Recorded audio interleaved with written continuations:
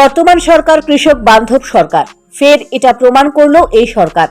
প্রাকৃতিক দুর্যোগ মিথিলিতে ক্ষতিগ্রস্ত কৃষকদের আর্থিক সহায়তা প্রদান করা হলো রাজ্য সরকারের তরফে।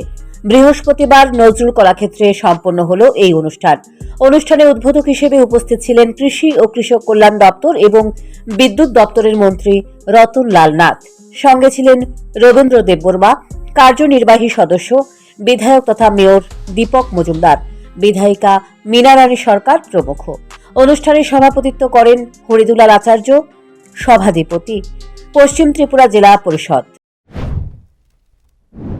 কৃষকদের যে সবচেয়ে বেশি গুরুত্ব দিতে হবে এই জিনিসটা কিন্তু অতীতে কোনো প্রধানমন্ত্রী সবাইকে শ্রদ্ধা জানিয়ে বলছে এই লাইনে চিন্তা করতে পারে, এই লাইনটাই চিন্তা করতে পারে, অর্থাৎ অন্য দাতাদের আরো বেশি তাদের সকল রকম সাহায্য দিতে হবে, বাঁচিয়ে রাখতে হবে, তাদের যোগান দিতে হবে, সমস্ত রকম আর্থিকভাবে হোক এবং সকল রকম সহযোগিতা করতে হবে। এবং আপনারা জানেন গ্রাম শক্তিশালী হলে সমাজ শক্তিশালী হবে এবং কৃষক স্বয়ম্বর হলে রাজ্য স্বয়ম্বর হবে। এই জন্যই আমরা কৃষি এবং কৃষক কল্যাণ দপ্তর এই দায়িত্বে আমরা অগ্রণী ভূমিকা নিচ্ছি।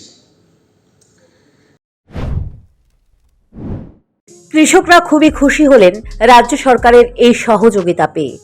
Bureau report, news prime Tripura.